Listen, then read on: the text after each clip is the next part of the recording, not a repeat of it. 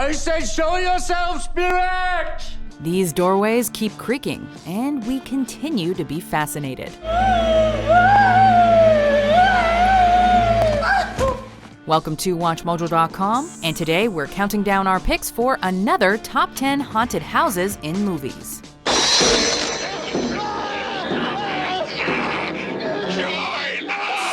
For this list, we're looking at another 10 of those creepy homes and mansions featured on the big screen that seem to have endless evil roaming their halls. Films like The Cabin in the Woods, where various creatures are sent to the cabin, or Insidious, where it seems like the family members themselves are haunted, will not be considered.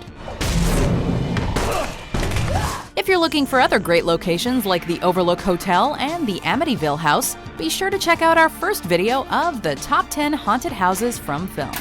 Number 10. The Belasco House, the Legend of Hell House. Isn't it just another so-called haunted house? Called the Mount Everest of haunted houses, our first entry was the setting of the brutal murders of the Roaring Giant, Emmerich Belasco, adapted from the Richard Matheson novel Hell House. The story follows the eccentric Mr. Deutsch, who wants to fund an investigation into life after death by sending a physicist and a couple of mediums into the infamous Belasco house for research. When somebody comes, you tell old Deutsch anything he wants to hear and bank the money. If you try anything else, you will be a dead man. This claustrophobic head trip of a film presents a house that becomes an inescapable realm of danger.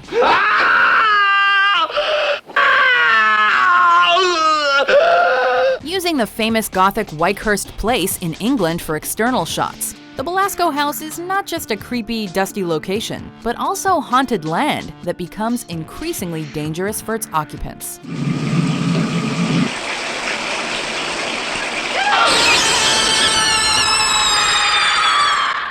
Number 9. The Cabin, Evil Dead. Mom would have hated seeing the cabin like this. The Cabin in the Woods from the Evil Dead remake is a creature all on its own. While the spirit of the original film's cabin is there, what with the demons taking over its inhabitants, the Book of the Dead being found in the basement, and that infamous cellar door. For God's sake, what happened to her eyes? This cabin has a more brutally haunting atmosphere. Unlike the first film, these kids are not there vacationing. They've brought their personal demons with them as well to help a friend's drug intervention. When she breaks, and believe me, she will, we don't want to let her leave. A prologue lets us know that this cabin has a nasty history involving violent demons, while the foggy woods, barbed wire, and the hanging animal corpses in the basement really bring the place together. These steps are all wrong. Yeah, like this whole freaking house. Number 8. The Orphanage, El Orfanato. 1, 2, 3, toca la pared. It seems like Laura needs a better real estate agent, or at least one that would warn her about buying certain Gothic mansions. Now an adult, Laura decides to purchase the large orphanage she grew up in order to turn it into a home for disabled children. Para poder encargarse de todo. No es ese tipo de residencia. Con 5 o 6 niños nos daríamos por satisfechos. Although that's a valiant reason, this building doesn't come without its secret rooms and spiritual baggage. The first warning sign is when Laura's son begins chatting and playing with an invisible boy. Alguno de los dos debería hablar con Simón, ¿no? Me refiero al tema de los amigos invisibles. Filmed at the Partariu Manor in northern Spain, the orphanage certainly gives a new dimension to the haunted house setting, especially because of the creepy children and deep personal character background. Number 7. Eel Marsh House, The Woman in Black. Eel Marsh House. Yeah, I expect to be in and out of there for several days. The Woman in Black, which includes the novel by Susan Hill, the teleplay, and the 2 film adaptations, is one of the most renowned haunted house stories ever told. But when it's adapted to a visual medium, you better have a damn good foggy setting. Where are you? The decrepit and secluded Eel Marsh House is not merely the creepy backdrop of the story, but also its main focus. I'm going back. To London. No, to the house. You shouldn't go there. The classic ITV television adaptation, which filmed on location at the Stanlake Park estate, follows a solicitor who needs to take care of the now empty house, but soon finds that the house and attached causeway are not as empty as once believed. since the ghostly woman in black may have some buried secrets.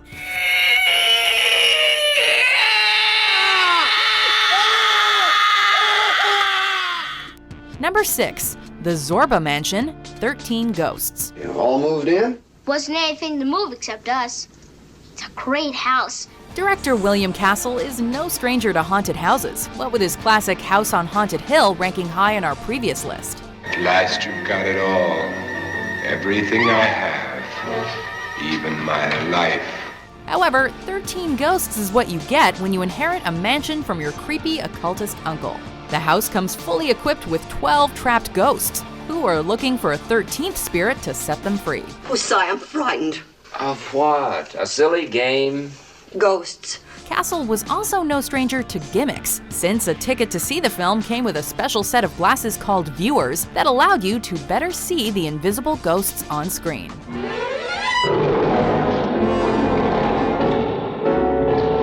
The remake may have turned the Zorba Mansion into a mechanical modern glass prison, but the original holds a special ghostly place in our hearts. Bear, I found it! Come on! Good work, Buck. Good work. Number 5. Rustin Parr's Cabin, the Blair Witch Project. Creepiest story about her that I ever heard was that two men were out hunting, and they were camped near the cabin or something that she's supposed to haunt. As part of the fictional Blair Witch legend that was created for this found footage film, the ghost of accused witch Ellie Kedward haunts the woods surrounding Burkittsville, Maryland, and her victims end up doing her murderous bidding. One such victim is hermit Rustin Parr, whose dilapidated house in the middle of the woods is the source of the real horror here. I remember Mr. Parr was an old hermit. Right. And he lived up on the mountain. He had a place up there, been there for a long, long time. In fact, the terrifying final discovery in the Blair Witch Project, Rustin's house, where he would lure children and kill them, is not safe for any camper to wander into. What with its monstrous witch creatures chasing you and ghostly children's handprints all over the walls.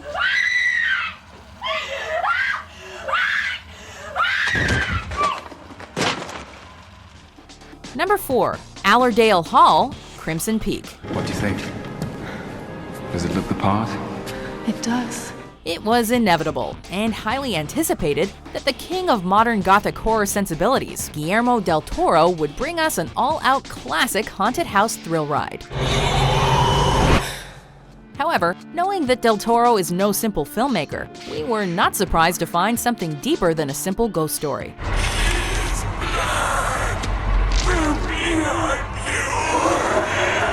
Crimson Peak is the nickname given to the land owned by Sir Thomas Sharp because of the blood-red clay that seeps from the ground. His home, however, the deteriorating Allerdale Hall, is seeping with blood-red ghosts instead, as discovered by his new wife Edith. A gothic romance in a haunted mansion, del Toro wanted to honor films like The Haunting and The Innocents, and boy did he do them justice. There are parts of the house that are unsafe.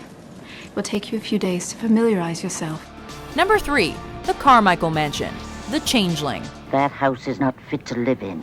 Many haunted house stories are inspired by true events. However, it's rare that a film comes from immediate personal experience. The events that transpire in the haunted mansion in The Changeling were inspired by what happened to screenwriter Russell Hunter while staying at the Henry Treat Rogers Mansion in Denver, Colorado. It's had a history of strange happenings. The film instead has composer John Russell uprooting to Seattle after a tragic incident and renting the large Carmichael Mansion.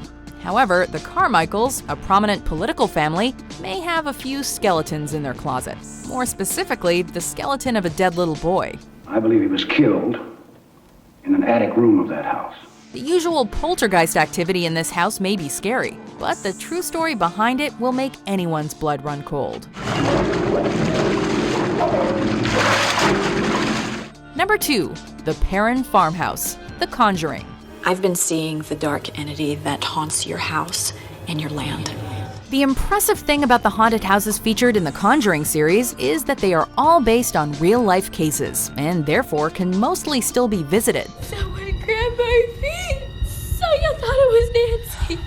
Well, honey, I'm pretty sure that it was just a bad dream. No, it talked to me. The first film follows the intense paranormal and demonic activity the Parr family experienced in the early 70s, and the later assistance offered by renowned paranormal investigators Ed and Lorraine Warren. Ghost hunters, paranormal researchers. Kooks. Similar to the classic Amityville home featured in the opening of The Conjuring 2, the Parr's home in Rhode Island is currently inhabited, with the present-day owners even suing the production for disturbing their peace following the film's release. But this is the one that I'm most worried about because it is so hateful. The attention to their home has led to trespassing, although they claim to have lived there quietly since 1987, with no ghostly interruptions. God damn it, stop it! Before we reveal our number one pick, here are some honorable mentions. We're not frightened of you anymore. From now on, this house is for the living.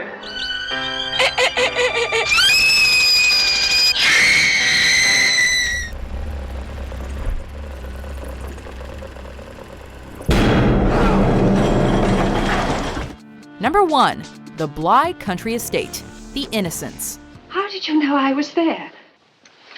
This is a very old house. Things creak. Based on what is one of the most renowned and respected literary ghost stories, The Turn of the Screw by Henry James, The Innocents was marketed as the ghost story for adult audiences. Is there anyone living here that I don't know about? Never had a haunted house story been treated with such seriousness and fear for its protagonist. Deborah Carr plays the young governess who's sent to the Bly estate, thinking she will simply be taking care of a couple of kids. The children are possessed.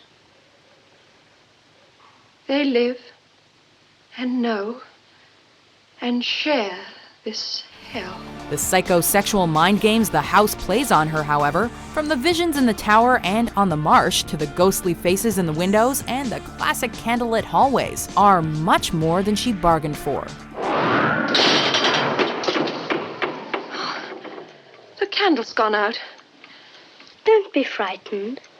It was only the wind, my dear. Do you agree with our list? Which haunted houses still give you nightmares? For more shocking top 10s published every day, be sure to subscribe to WatchMojo.com.